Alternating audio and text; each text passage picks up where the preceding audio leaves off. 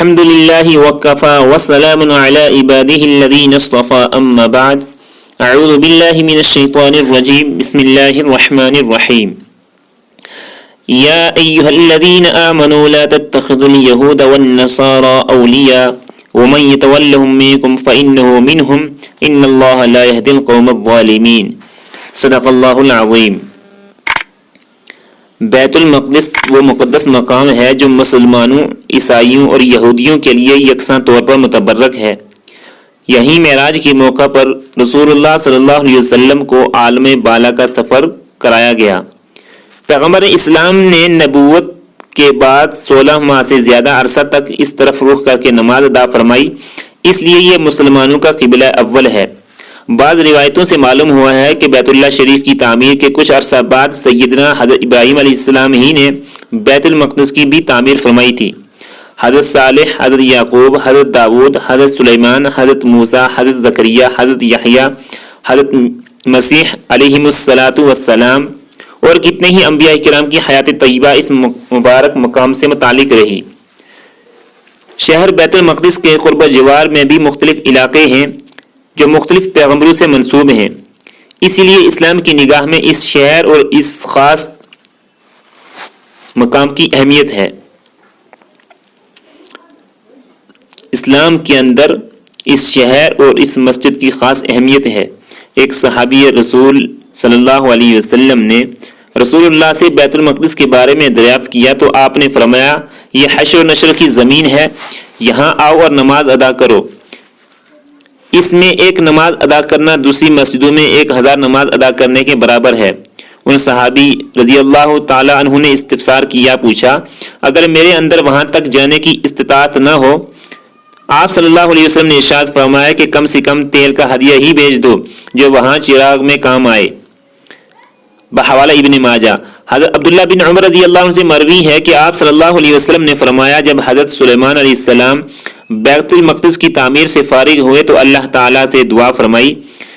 اس میں ایک دعا ایسی حکومت کی تھی جو آپ کے بعد کسی کو میسر نہ آئے، اور اس میں ایک دعا یہ بھی تھی کہ جو اس مسجد میں صرف نماز کے لیے آئے تو اس کے گناہ اس طرح معاف ہو جائیں کہ گویا وہ آج ہی اپنی ماں کے پیٹ سے پیدا ہوا ہے۔ رسول اللہ صلی اللہ علیہ وسلم نے فرمایا کہ 3 دعاؤں میں سے 2 تو مقبول ہو گئی، اور مجھے امید ہے کہ یہ تیسری دعا جو مغفرت سے متعلق تھی وہ بھی مقبول ہو گئی ہوگی۔ اور یہ روایت تو حدیث کی متعدد کتابوں میں وارد ہے۔ آپ صلی اللہ علیہ وسلم نے ارشاد فرمایا کہ خاص طور پر 3 ہی مسجدوں کے لیے سفر کرنا درست ہے: مسجد حرام، مسجد نبوی، مسجد اقصی۔ اس لیے مسلمانوں کو اس مقدس اور متبرک مقام سے ہمیشہ قلبی اور جذباتی تعلق رہا ہے۔ اسلام سے پہلے یہ شہر بار بار تخت و تاراج کیا جاتا رہا، خاص کر 6 صدی قبل مسیح بابل کے حکمران بخت نصر نے اس شہر اور اس مقدس مقامات کی جس طرح اینٹ سے اینٹ بجائی اور 1 لاکھ یہودیوں کو قید کر کے بابل لے گیا، وہ تاریخ کے اہم واقعات میں سے ایک ہے۔ یہودی جو اپنے آپ کو اس شہر کا اصل وارث سمجھتے ہیں، صرف 73 سال ہی اس شہر پر برسر اقتدار رہے۔ حضرت عمر رضی اللہ تعالیٰ عنہ کے دور میں 636 عیسوی میں بیت المقدس کا علاقہ حضرت عمر بن عاص اور حضرت ابو عبیدہ رضی اللہ تعالیٰ عنہم نے فتح کیا۔ مسلمان چاہتے تھے کہ شہر میں خون ریزی نہ ہو اور صلح کی صورت نکل آئے۔ عیسائیوں نے یہ شرط لگائی کہ خلیفۃ المسلمین خود آ کر دستاویز پر دستخط کریں۔ حضرت عمر رضی اللہ تعالیٰ عنہ نے اسے قبول فرما لیا اور مدینہ میں حضرت علی رضی اللہ تعالیٰ عنہ کو اپنا قائم مقام بنا کر رجب میں بیت المقدس تشریف لائے۔ بیت المقدس سے پہلے ہی جابیہ نامی مقام پر اسلامی لشکر نے حضرت عمر رضی اللہ تعالیٰ عنہ کا استقبال کیا۔ وہیں عیسائی رہنما بھی آگے اور معاہدہ صلح کی تحریر عمل میں آئی۔ اس معاہدہ کے تحت عیسائی باشندوں کی جان و مال، مذہبی مقامات، حضرت مسیح کی مورتیاں وغیرہ کی حفاظت کی ضمانت دی گئی، بلکہ عیسائی یہودیوں کے ساتھ رہنا نہیں چاہتے تھے۔ حضرت عمر رضی اللہ تعالیٰ عنہ نے ان کی اس خواہش کو بھی قبول فرمایا اور یہودیوں کو الگ آبادی بنائی گئی، ان کو الگ آبادی بنا کر دی گئی۔ اس کے بعد سے یہاں برابر مسلمان حکمران رہے، یہاں تک کہ 11ویں صدی عیسوی میں صلیبی جنگیں شروع ہوئی اور اور 23 شعبان 492 عیسوی کو عیسائی دوبارہ فاتحانہ بیت المقدس میں داخل ہوئے۔ انہوں نے شہر میں ایسا قتل عام مچایا کہ بچے، بوڑھے، جوان اور مرد عورت کو بلا امتیاز تہہ کیا گیا۔ شہر میں لاشوں کے انبار لگ گئے۔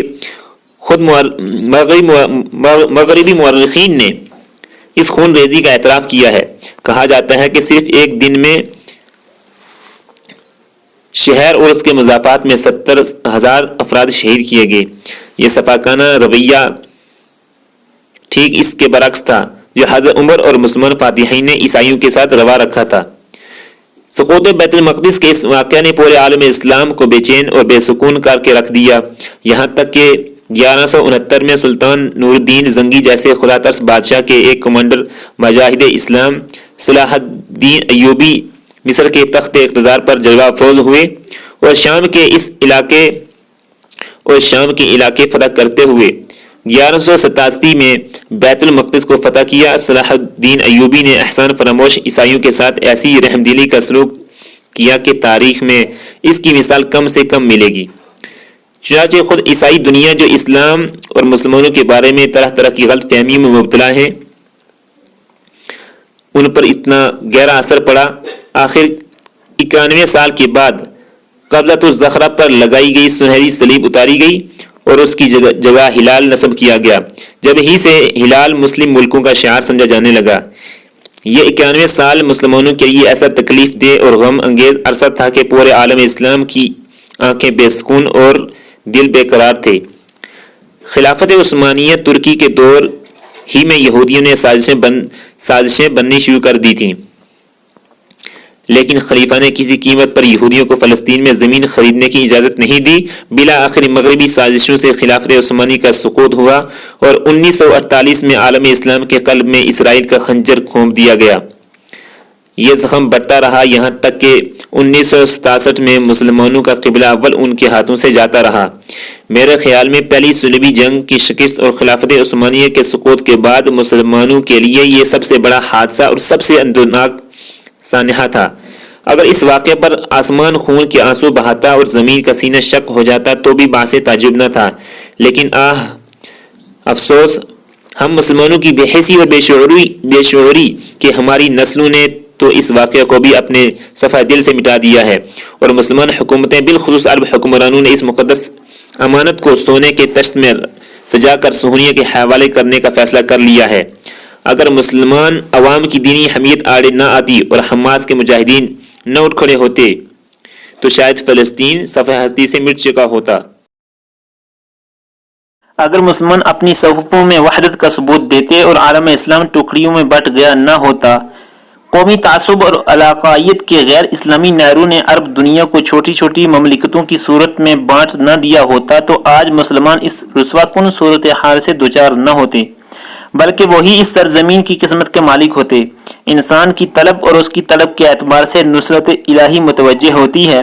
جب انسان کا دل سچی طلب سے خالی ہو اور خدا کے بجائے ظاہری و فانی سہاروں پر انحصار کر رکھا ہو انسان نے، تو ان کے ساتھ کیوں کر خدا کی مدد ہو سکتی ہے۔ پہلے تو عرب ممالک پر قومیت کا ایسا نشہ مسلط ہوا کہ عرب زعماء اللہ کے نام کے بجائے عرب قومیت کے نام سے اپنے خطبے کا آغاز کرتے تھے اور مذہب کے بجائے خالص قومی مسئلہ کی حیثیت سے اس مسئلہ کو پیش کرتے تھے، اور اب معاشی ترقی کے بت نے ان کو اپنا ایسا اسیر بنا لیا ہے، وہ مذہبی غیرت پر معاشی مفادات اور سیاسی فوائد کو ترجیح دے رہے ہیں۔ اس وقت غزہ کے نہتے اور محصور لوگوں پر ظلم کے جو پہاڑ ڈھائے جا رہے ہیں وہ درندوں کو بھی شرمندہ کرنے والا ہے۔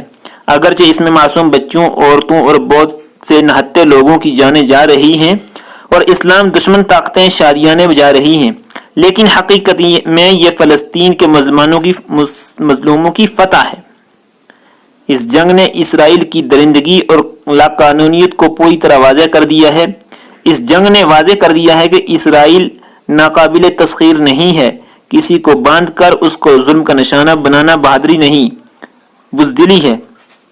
اس جنگ کے نتیجے میں فلسطینی مسلمانوں کے اندر جو جذبہ قربانی پیدا ہوا ہے اور جس شوق کے ساتھ مسکراتے ہوئے وہ جام شہادت نوش کر رہے ہیں، وہ عہد صحابہ کی یاد تازہ کر رہا ہے، اور یہ فلسطینیوں کی اخلاقی فتح ہے۔ پوری دنیا کے مسلمانوں پر استطاعت کے مطابق ان مظلوم بھائیوں کی مدد کرنا واجب ہے۔ اب سوال یہ ہے کہ جو مسلمان اپنے ان مظلوم اور نہتے بھائیوں کی اخلاقی مدد کرنے کے سوا کچھ نہیں کر سکتے، انہیں کیا رویہ اختیار کرنا چاہیے؟ رسول اللہ صلی اللہ علیہ وسلم نے ایک اصول بیان فرما دیا ہے کہ جب تم میں سے کوئی شخص کسی برائی کو دیکھے تو اول اسے ہاتھ سے روکنے کی کوشش کرے، اگر اس پر قادر نہ ہو تو زبان سے، اگر یہ بھی ممکن نہ ہو تو دل سے روکے، یعنی دل سے برا سمجھے اور دل میں یہ ارادہ رکھے کہ اللہ تعالیٰ جب بھی قدرت دیں گے اور اسے روکنے کی کوشش کرے گا۔ ظلم و جور سے بڑھ کر کوئی برائی نہیں، یہ تو دنیا میں شرک سے بھی بڑھ کر ہے، کیونکہ دنیاوی احکام کی حد تک شرک کو گوارا کیا جا سکتا ہے، لیکن ظلم ایسی برائی ہے کہ وہ کسی طور پر قابل قبول نہیں۔